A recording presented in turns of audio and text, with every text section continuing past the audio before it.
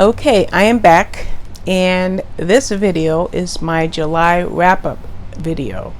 Now, I don't have my notes organized, but I think I have enough up here as far as me being able to relay the stats and some ideas about what I read. So the one stats that I do have in front of me, and I have notes here, is the amount of pages. Okay, let me start off.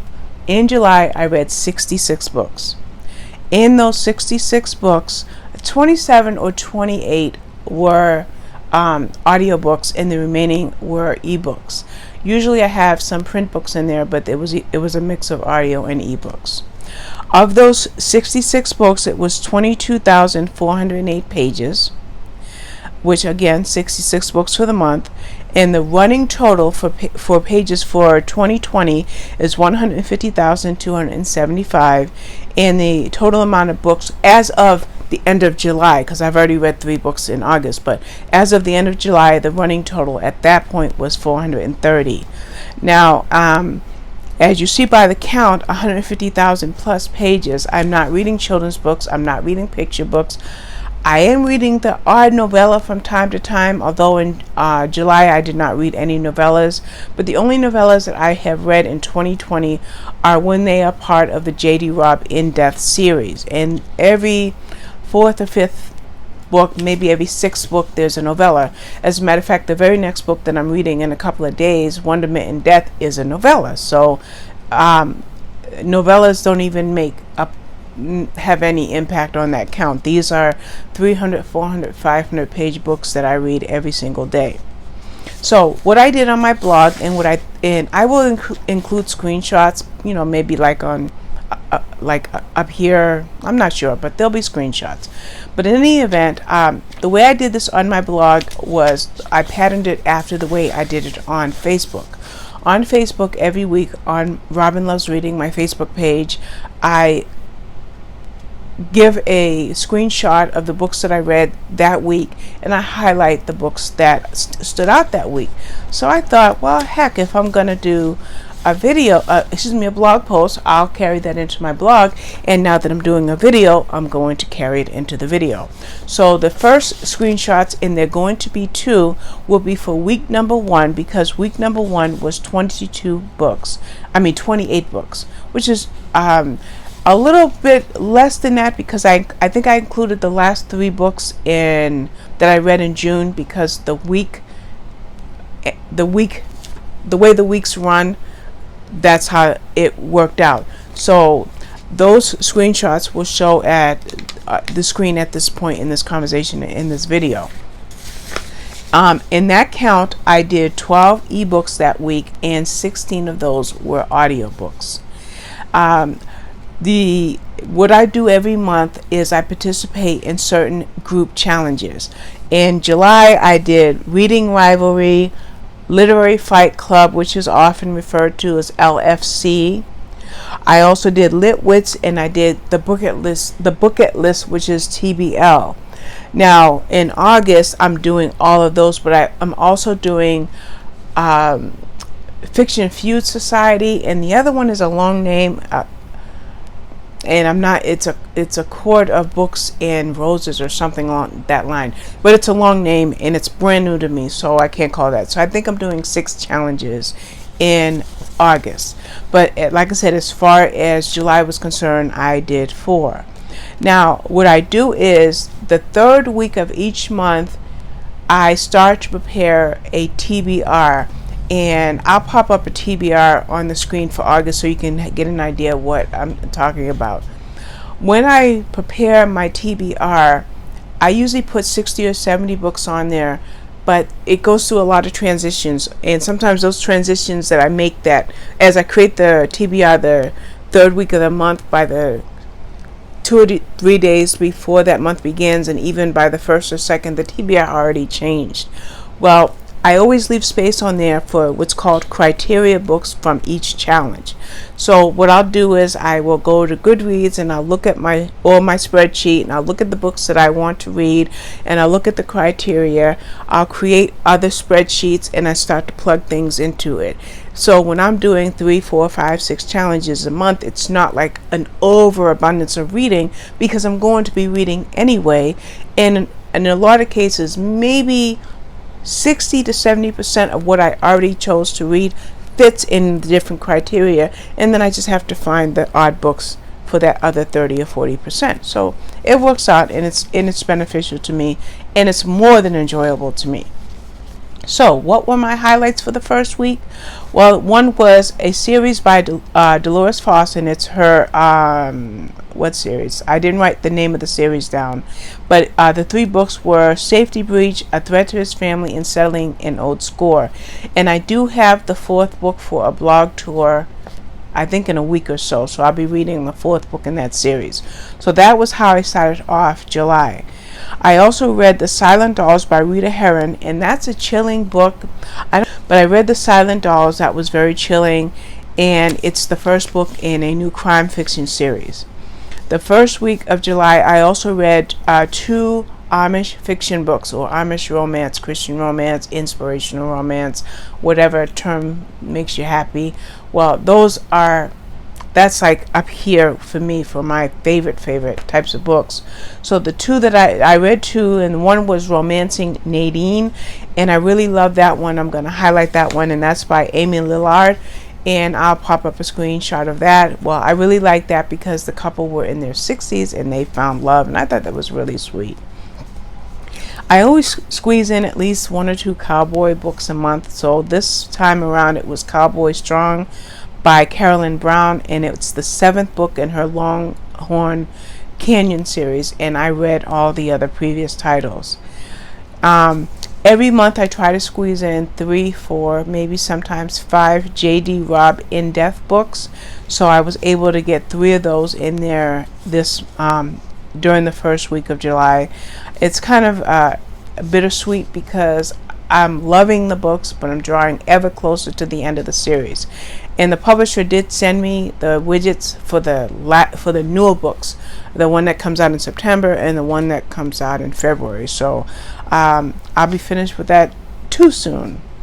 Let's see. Oh, another one that I wanted to mention is Verity by Colleen Hoover. Now, I downloaded that because around the beginning of the pandemic, several authors were giving away books on Amazon. So I grabbed it, but I didn't get a chance to read it, and there was something that came up in one of the criteria in July, so it was a perfect time to read Verity. And let me tell you, I just hit the camera, I'm sorry. My head is still spinning from Verity, and that was 4 weeks ago that I read that book. I just have to readjust it. So that was Verity by Colleen Hoover, and I really enjoyed that. I did 2 rereads in the first week of July. That was The Notebook by James Patterson, Nicholas Sparks, and Suzanne's Diary for Nicholas by James Patterson. Both were very sweet stories. Now, I've always said that I would never read a Stephen King novel because his primary genre is horror. Now, I know he does write other genres and subgenres, but I'm just not interested in reading him. Well, in one of my challenges, I needed a book cover with stars, and somebody says, well, Robin, here's a book that you can read, and it has stars on the cover, and it's very short. So, and it's not horror. So it fit 3 things that made it okay for me to read a Stephen King book. The name of it was called Elevation. It was really good, and actually, to be honest with you, I've been thinking about rereading it this week, even though I just read it a month ago, because I really did like it. So that takes care of the first week of July. The second week of July dropped down to 22 books from 28 books the first week. Came down to 22 books in the second week, and in that second week, 7 of those books were audiobooks and 15 were ebooks. Most of my ebooks, by the way, are advanced reader copies or ARCs that are provided by the publisher. The only other time that I get ebooks from the library or audiobooks from the library is because I'm a series fanatic. Anytime I get a book for review, if it's number 3 in a series, I'm going to go and find books 1, 2, or whatever and read those and include those as series reviews. And that's something I've been doing all year. So that's why there's always an offset of audiobooks and maybe some extra ebooks that are not advanced reader copies. So that week I had 2 outstanding reads. One was White Fragility and Why It's So Hard for White People to Talk About Racism. I needed an Own Voices book for a challenge, so that's one of the reasons I read it. There's 3 reasons I read that book. One was because of the challenge, but the primary reason is because of the times we're in. And the third reason is I discussed it with somebody and he recommended that I read it, so I'm glad that I did. And I could have probably gotten that from my library, but I chose to get it by Audible so that it's a permanent part of my library so I can re-listen to it again. Another book that's in my Audible library was Winter Garden by Kristen Hanna. And I think in February or March, Audible had a 2-for-1 sale, and they had Winter Garden and Summer Island. So I grabbed them both at the 2-for-1 price. So I chose Winter Garden this month because I was doing a buddy read with somebody, and we read this book together. We read it in 4 sections, like maybe 6 chapters at a time or 7 chapters at a time, and then we would stop and we would, I would say, discuss the book, but I wanted to say like kind of break the book apart, and then we would go on to the next section and so forth. At the end of the day, she gave it 4 stars and I gave it 5. But her reason for giving it 4 stars is she's not a big audiobook reader or listener. And so with her, she says she really couldn't get into the story. On my part, it was easy to give it 5 stars because I fell in love with Kristen Hanna a few months ago and now I want to read everything she wrote. And B, I really get into every audiobook that I read, so it was very easy for me to get into the story. By the way, it was basically about a family who had some real challenges because the mother needed assistance and she was separated from her daughters due to disagreements, and now they're back together and they're trying to help. But at the same time, there's a family friend who is dying from cancer, and it was a very, very touching story. Let's see. I also read last year I read A Measure of Darkness, which was the second book in the Clay Edison series, which is a crime fiction series. So this time around, I got Half Moon Bay for review. So I'm like, wait a minute. I read book number 2, now I got book number 3. So I went back and I read the first one, which was Crime Scene. So those were good reads. Crime Scene and Half Moon Bay. Those were my July reads for that author. During that week, the second week of July, I read Say No More. No, I got Say No More for review, actually even for a blog tour for Berkeley. And I found out that it's the second book in the Sacramento series. And if you know me or know anything about me by now, series, that's me. I'm going to read a lot of series. So because it's the second book, I went to my library and I got the first one, which is Say You're Sorry. So during that week, I read Say You're Sorry. I listened to it, I think, from one of either Hoopla or Overdrive. It was really enjoyable, and I'll talk about the second book when I get to it in my notes. Okay. That's the second week. Now we're going into the third week, which was a shorter week. It was only 12 books. And what happened with the third week, and I know only 12 books might seem like, wow, that's still a lot of books. But for me, it was less books. But I go into depressions, and I kind of took a nosedive. And between my mood and a fibromyalgia flare, I kind of dropped from 22 books to 12 books in a week's time. In that week, I listened to 3 audiobooks and read 3 ebooks.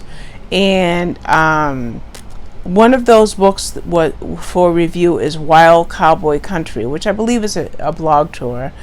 And I thought it was going to be just another cowboy romance because it's kind of a secret I can't think of the term, like, like you read something for fluff. Well, I kind of like my cowboy romances. Well, this was a little bit different. Yes, it had a romance, but it was about saving baby wolves.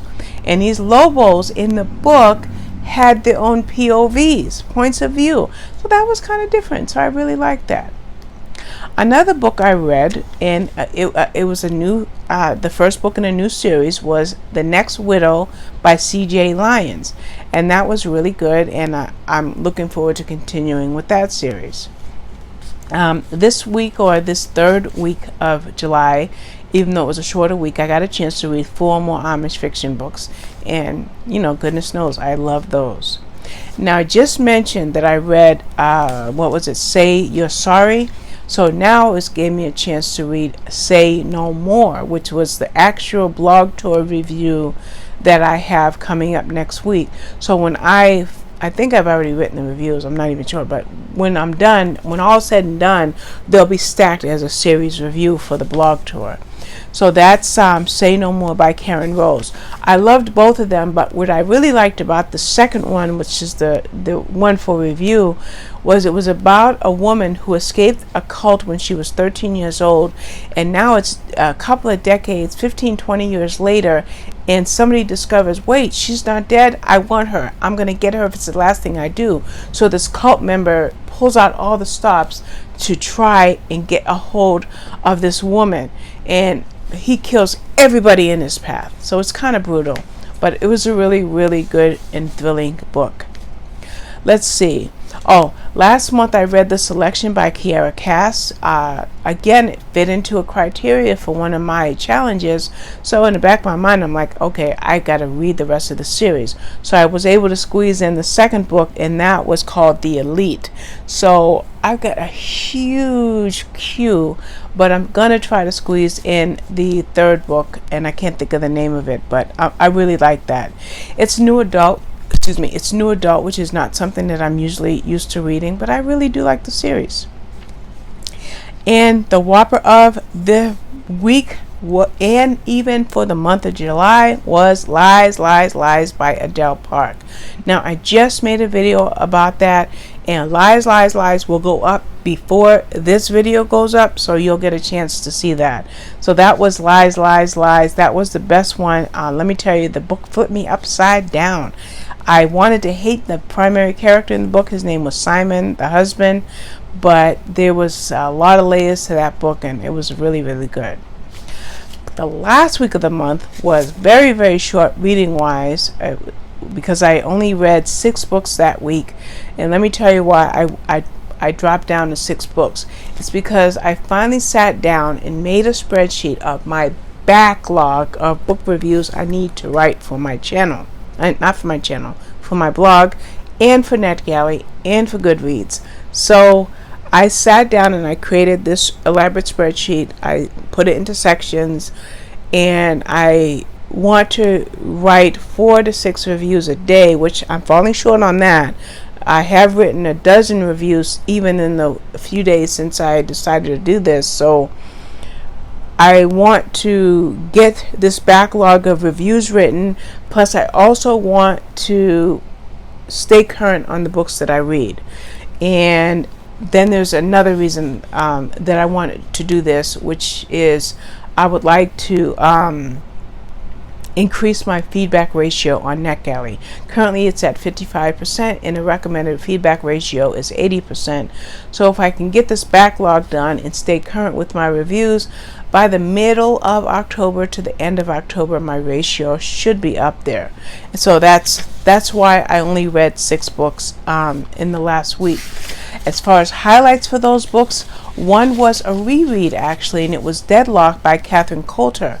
Now, I read this book for review, I think in February, March, but again, with that backlog I have, I never actually wrote the review.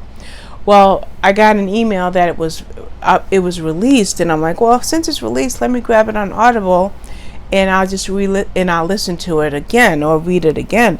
And let me tell you, I already have all of Catherine Coulter's books on Audible, so I knew eventually I would put Deadlock on there as well. And let me tell you what else I was going to say about Deadlock. Of course, it was a great book. It's no skin off my back to read it for a second time. It was really enjoyable. It included puzzles, as the picture would show on the screen, and I'm a jigsaw puzzle enthusiast, so I like that little mix in there. I know what else I was going to say is for the last year or two, I get every single Catherine Coulter book on NetGalley or at least Edelweiss, so I don't even have to get them on Audible, but she's a favorite author of mine, so I collect all of her books, at least all of her FBI books. I don't like her. She has like some Irish trilogy books and things like that. I don't read any of those. Anyway, The Friendship List by Susan Mallory. That was a very touching story about two friends. Actually, there was a mother named Ellen. She had a teenage son 1 year away from college, and she got pregnant. It was a one-time only thing. She got pregnant, had him, raised him all by herself, never dated again since. Well, her best friend Unity says, you know what, we're going to get you out there. So she creates a bucket list for Ellen, and Ellen has the summer to work through this bucket list, like wearing a bikini or go skydiving. Things like that were on the bucket list. Well, as it turns out, Unity doesn't join Ellen. They do these things separately, but they're both doing things on this list, which means they both find love. And I really like that story.